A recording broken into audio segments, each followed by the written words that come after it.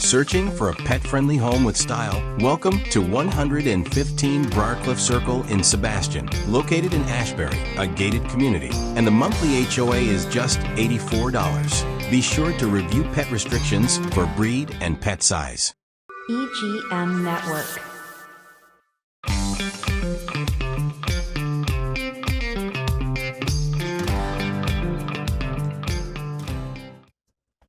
Hi, everyone. My name is Mary Lou Chambriello, and I'm a realtor in Indian River County, Florida, and I specialize in single-family homes. You are listening to Cottage Conversations, and today our topic is really, really important. It's about moving with your pet, because so many people move to Florida and not realize that there are pet restrictions in HOAs, and they might be separated from their fur baby. So today I have some really special guests. I have a realtor here. Her name is Kat. She's brought her companion and our office greeter. And I also have a representative from For Love of Paws, also a wonderful nonprofit charity. And of course, the Humane Society is here as well. So we have Ted Pankowitz with For Love of Paws, and we have Kate Wahab from the Humane Society, and we're going to get going on this topic of moving with your pet, because it is really and truly important that your pet not end up in a shelter and that you have a wonderful life here in Florida. So I'm going to start with Kat. Kat, my first question to you is, what is Coco's role in RE/MAX Crown? She is the mascot of the office, in the Vero office. Over in US 1, we have another dog that she loves, Katie. She's US 1's mascot. So basically, every office has a dog greeter except mine. Okay, all right. That's that. I just want to mention that. You're a big enough greeter. Yeah. Well, I'm a big enough greeter. Okay, thank you. Okay, and Ted, I want you to talk a little bit about For Love of Paws and how it started and what your mission is, and then we're going to go on to Kate. For Love of Paws, it started in 2014 when my daughter-in-law and my son had a dream of starting a pet rescue, and unfortunately, Jessica Pankowitz passed away from an autoimmune disease in 2013. In 2014, we said, this is our dream to start, and we started, let's do it. But I managed a Park Place senior citizen community for about 7 years, and one of the problems we had was seniors going into hospice, memory care, and nursing homes, and not having anybody to take care of their pet. So I said to my son, I said, instead of doing a pet rescue, let's do a specific pet rescue, such as senior citizen pet rescue. And that's how we got started, just taking pets from seniors. And it's really an amazing organization. Well, we started with that, and then it grew into Paws Meals on Wheels and several other senior citizen programs. It's just an amazing organization. And Kate, talk to us about the Humane Society and their role in our community, because it is a huge role that they play. It is. I think the easiest way to say what the role is that we are a multi-layer safety net for the animals within this community. Yeah, and when I visited the Humane Society, I did a little snippet on the Humane Society.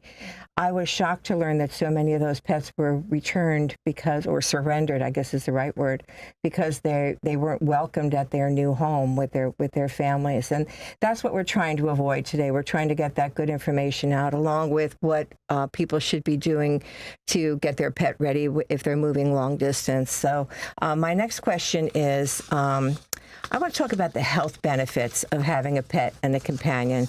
I'm going to give that to you, Ted. Go ahead. Well, one of the things we found that there's many seniors out there, the only thing they have left in their life is their pet. Isn't that sad? They've outlived their family, their neighbors, and their friends and so forth, and the only thing they're living for is, many times, the only reason I get up in the morning is to take care of my dog or my cat. Well, that's sad, but beautiful at the same time, you know. Yeah. Then we started our Paws Meals on Wheels program 9 years ago, when senior resources here in the county found that many seniors are getting the hot meals on a daily basis being delivered by Meals on Wheels. And it's a way to house check too, make sure that they're well. It is, and they found out that seniors are feeding their pets to half the meals that they were getting. So that's what started our Paws Meals on Wheels. But that's one of the biggest problems we found here in the county, that seniors growing old and not having anybody to take care of their pet. Okay, I want to go on to something a little bit more happy. Okay, do you have a happy story that you could tell about a rescue or an adoption that you'd like to tell, Kate? We have a lot of animals that come in that are strays due to their owners not reclaiming them. However, we are able to place them with some really incredible homes that might be better suited for them due to the economic challenges that our area is finding and housing restrictions and all of those types of things. One of the greatest stories I heard from our senior operations person at the Humane Society was that there was actually a senior woman who was struggling with dementia. Her pet had passed away, 17-year-old pet, and their family was very concerned about reintroducing that. They saw a decline in her health after the passing After of her she pet. lost her pet. Correct. And so, we have our process to make sure that it's a good fit. So we, had him come in several times, meet with the animal, to make sure it was a good fit. They took her home, and her health actually inclined. That doesn't surprise me. It doesn't surprise me because pets are they're just wonderful. So, and for you, Kate, Cat Kate, I can't go. Cat Kate Ted. Okay, go ahead. And for you, what do you think? I think back at during the pandemic, how she was the wonderful She was company. yeah.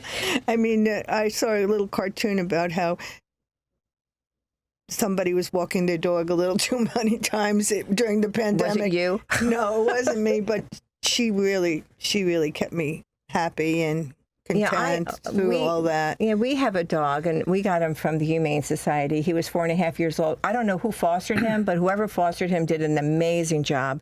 This dog, we've had him, we changed his name. They named him Snoopy. Didn't work in our family. We had to call him Primo. Had to be Italian. So anyway, on top of that, Primo means number one, and that dog thinks he's number one, that's for sure. But he has never made a mess in the house, ever. It's just amazing to me, and he's a great companion. He's funny. He keeps us entertained, so I can't understand how. I just love having a dog in the house. It's just a wonderful, wonderful thing. So let's talk about some other things here. How do you find the perfect home? What's your criteria when you take somebody out and they say, I have a pet? Do you ask them, or do they tell you, or do you make it a point to ask? Well, if there is some restrictions in the community, I ask, right? Because I don't want them to fall in love with a house that they won't be able to have. I don't show houses that they can't live in. That's my policy. So I try to find out those things. I mean, it could be a pet restriction or it could be some other restriction, but you have to know all the restrictions. If you can live within the community confines, the rules and regs can be really ridiculous sometimes. And here we go. I know that you do fostering, Kate. Yeah, so let's talk about that, because I'm telling you, that's amazing. Don't you feel sad when you have to let them go? Every time. Okay.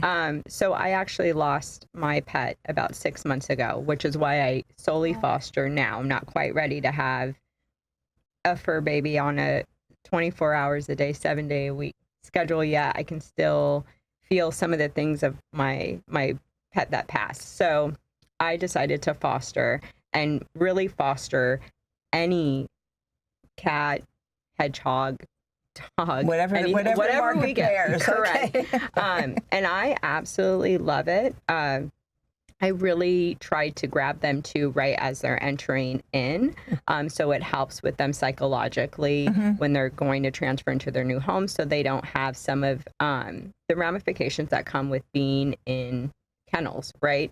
So I currently have a mama cat with 6 babies. She gave birth in my home. I helped her give birth. It was beautiful and incredible, and they're a few weeks old now. And then I just also had a dog who was hot on the market. I mean, people were going crazy for him because he was just such a doll. But so he found a really great home as well in Vero. So, I mean, I love it. And Ted, one of the things that I'm so excited about that you do is really the Legacy Program. And I think that people need to know more about the Legacy Program. Could you tell us about that? Well, that's one of our biggest programs that we're trying to push for senior citizens to be prepared, make arrangements. Like they talk about wills and so forth. We tell people, make sure you have some kind of arrangement for your pet.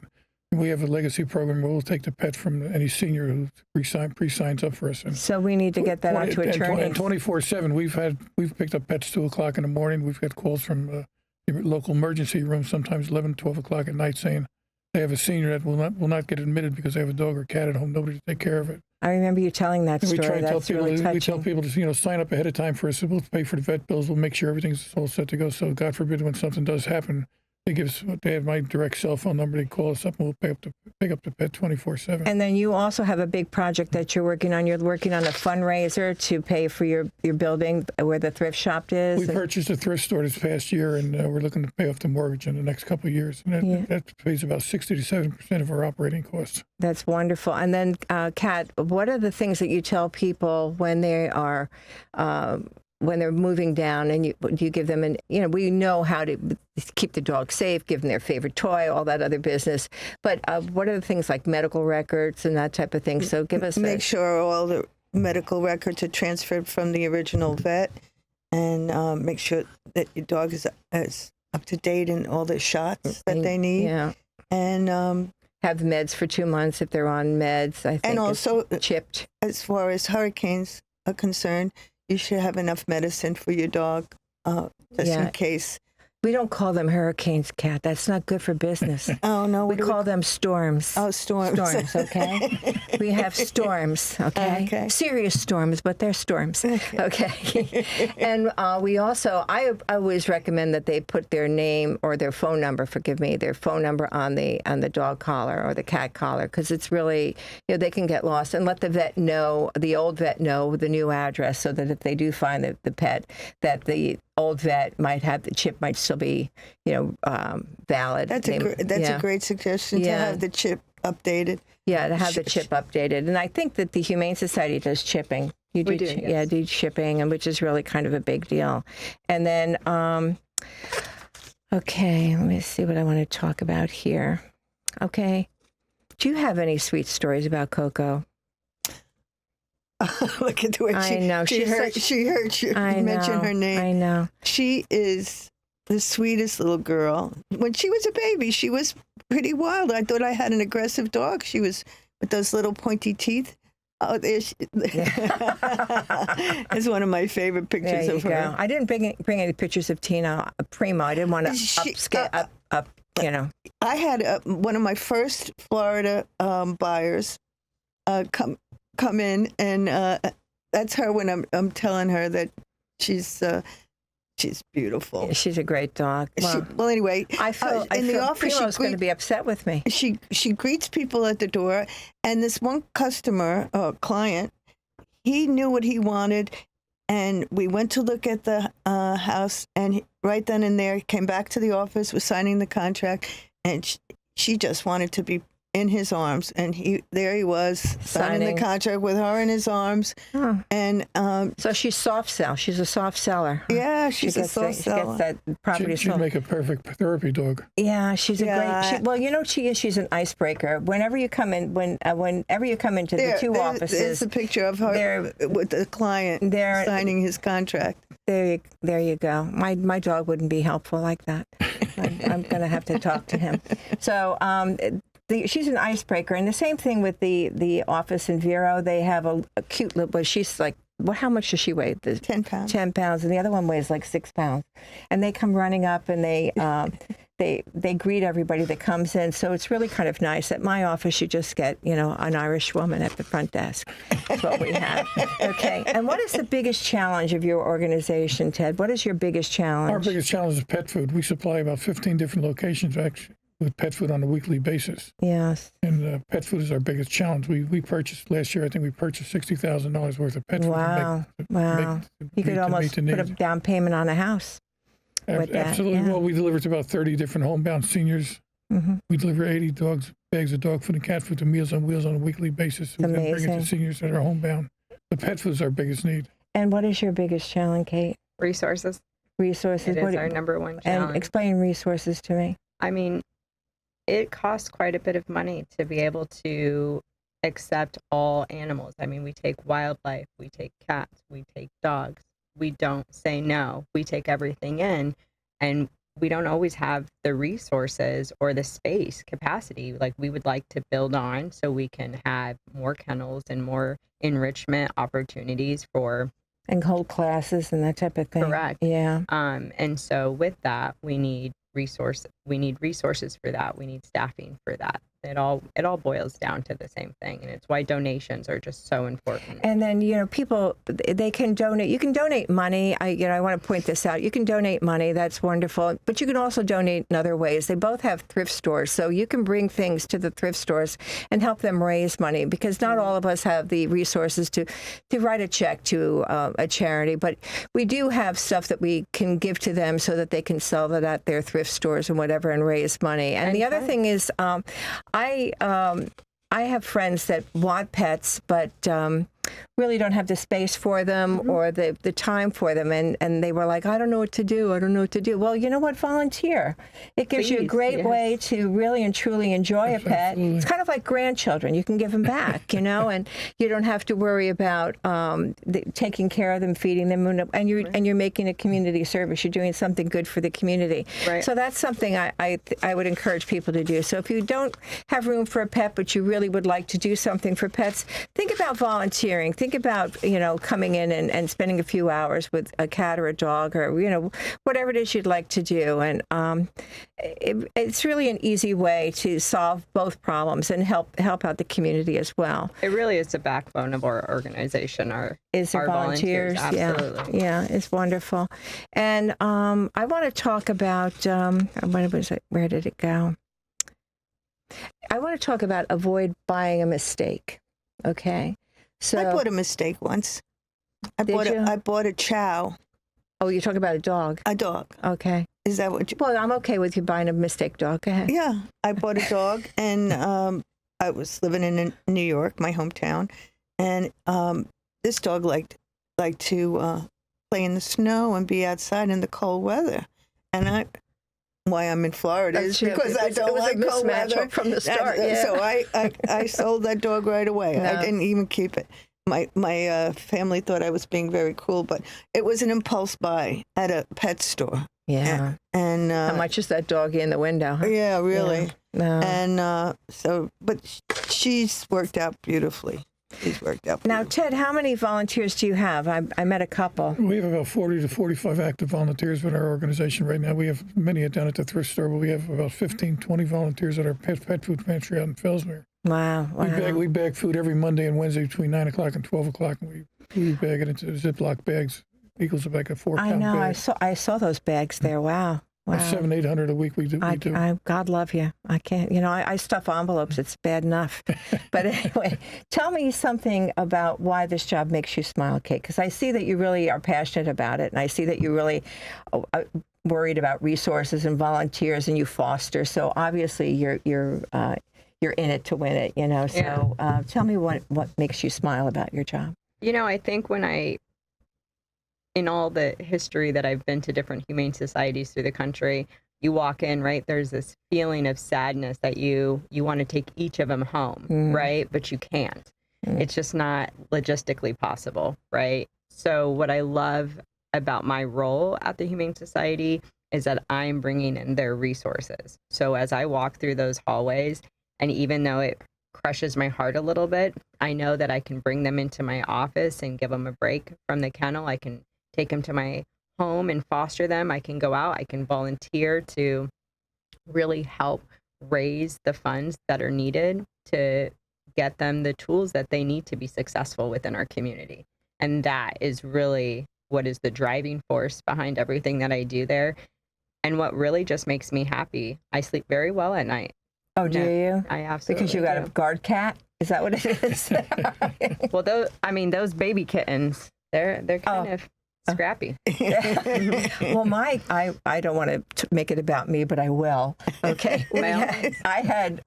We had cats growing up, and whenever she had a litter, she was a beautiful Angora cat. She would come and have them on my pillow when I was sleeping at night. So it was just very it was very unique, you know. So anyway, so I do have a cat story as well. And what makes you smile also, Well, I Ted, think about the what you do? I think the biggest thing is, we're a boots on the ground organization where we actually see it's like the senior citizens on a daily basis that we help, from pet food to paying vet bills to taking care of their dogs and their cats, and that's where the biggest reward It really, comes from. it's a big deal. It really is a big deal. Both of you, what you contribute to the community is so amazing. That's one of the things I love about Indian River County, is that we have so many wonderful charities. But We do. We really and truly do. I think we're number 23 in the state in philanthropy, which is amazing because we're a very tiny, what is the population, 160,000? We have really great residents. I mean, We do. The amount of volunteers that are here that volunteer at a variety of organizations is incredible. It's incredible. I've been to those award ceremonies. It makes me feel so useless. I'm like, my gosh, I got to do something. So what makes you happy about your job selling real estate and about being a pet owner? Well, I love helping people. That's my joy in this business, is helping people find their dream house, and It is a big deal. People don't get it. It's a big deal for us. It really is. Yeah. I get very involved with my clients, and their hopes and dreams become mine. I guess it's a little codependent. It's very personal. Well, I think selling real estate is very personal, and I think that, and the other thing I want to talk about with pets is I think that people need to understand, and this might be why they're surrendered, that it's expensive. Pets are expensive. It's not a, when you get a pet, you have to give them food, you have to give them their medications, or, get them their licensing and that type of thing. So if you're going to adopt a pet, I'm going to suggest that you really and truly understand the expenses that are involved in it, because you don't want to be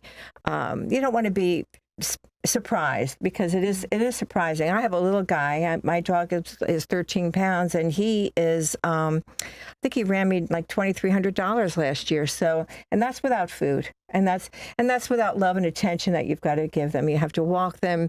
They're at a huge responsibility, Yes. and they're dependent upon you. So people need to take that seriously as well. What do you think about that, Ted? Do you think I'm right? Well, that's why we started our Paws meals on our Paws Pet Sanctuary and Yeah. vet fund. We pay vet bills. We've got a cat house. Let's talk about that we now. actually got 2 cat houses now. Two. Oh, okay. And they're the good kind of cat house, right? And these are all Okay, keep going. I just want to make sure. I don't want to, I don't want to give people the wrong impression about Vero here.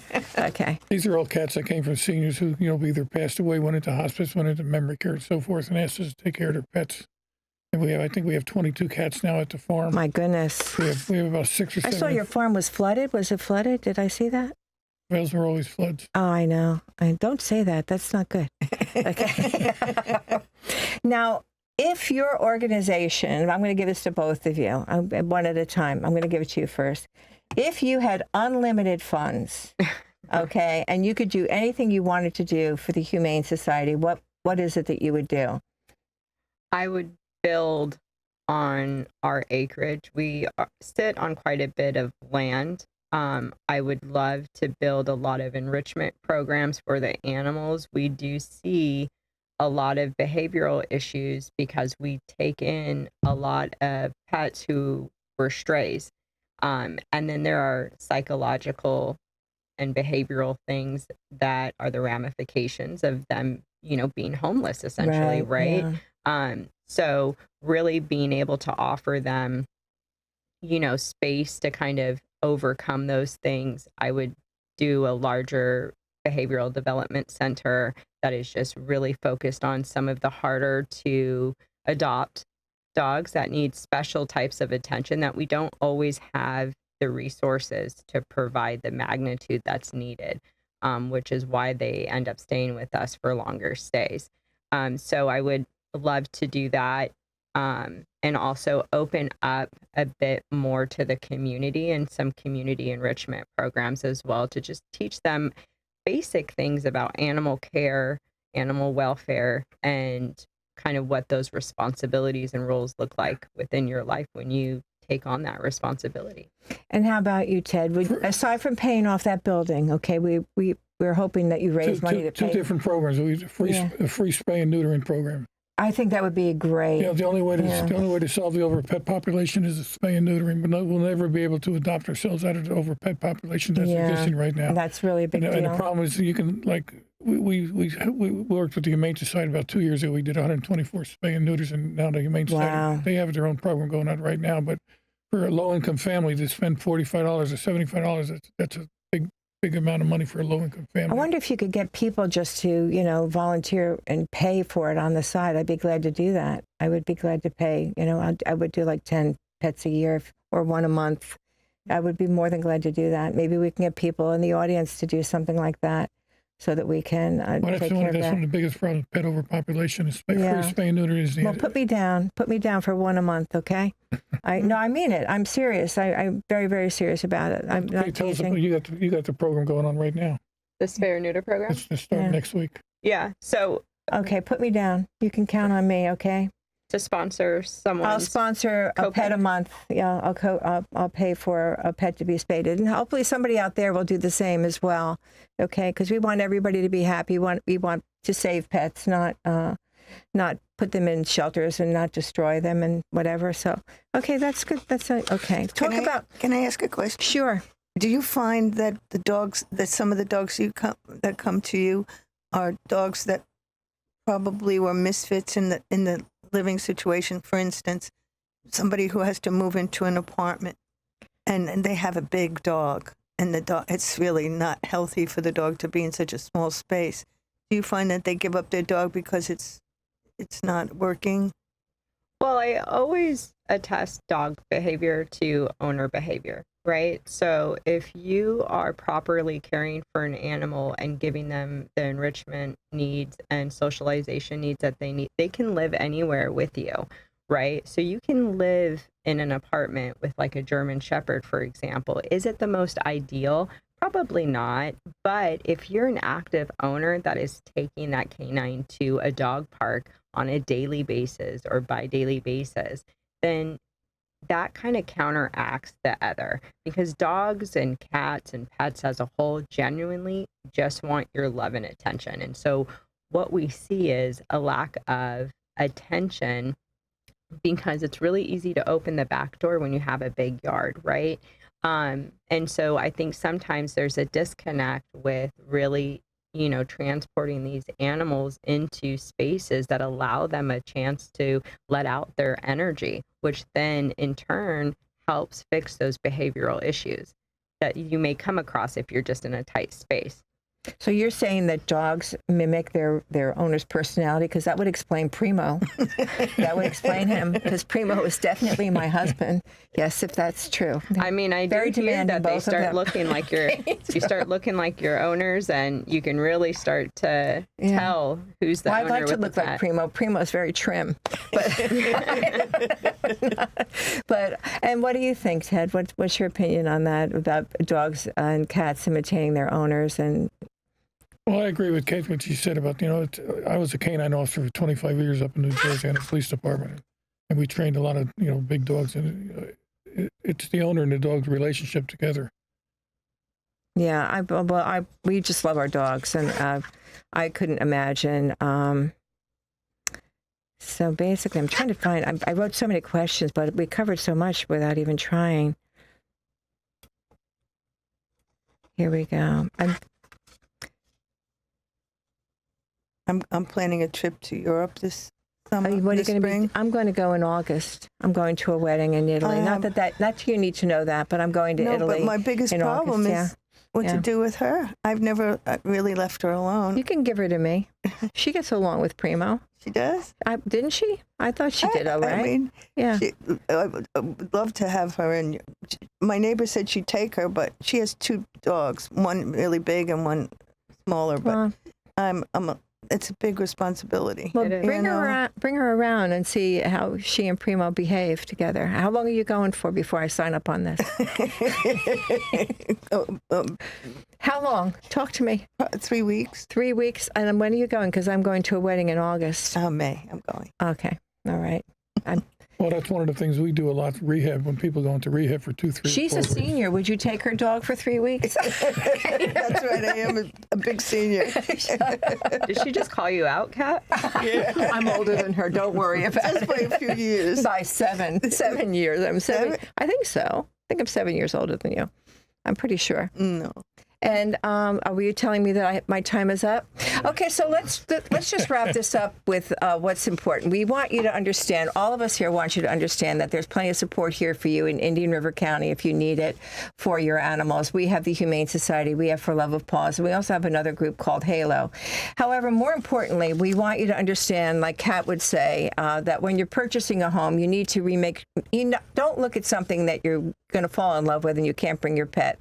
We don't want your pet ending up in the Humane Society because somebody made a bad decision. You know, again, I say this all the time. Home is just the most beautiful word, and it's not just a beautiful word for us as people, but also for animals.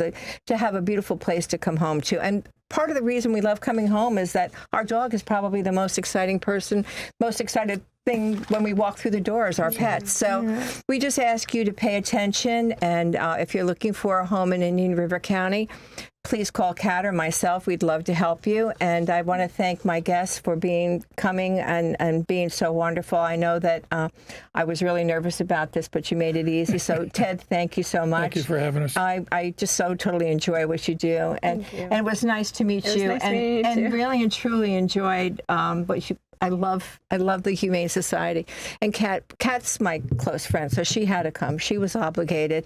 So to all of you out there, thank you so much. Until next time, I believe my next podcast is going to be on new construction, and I'm really excited about that one because I know everybody, and who's going to be here, Sal.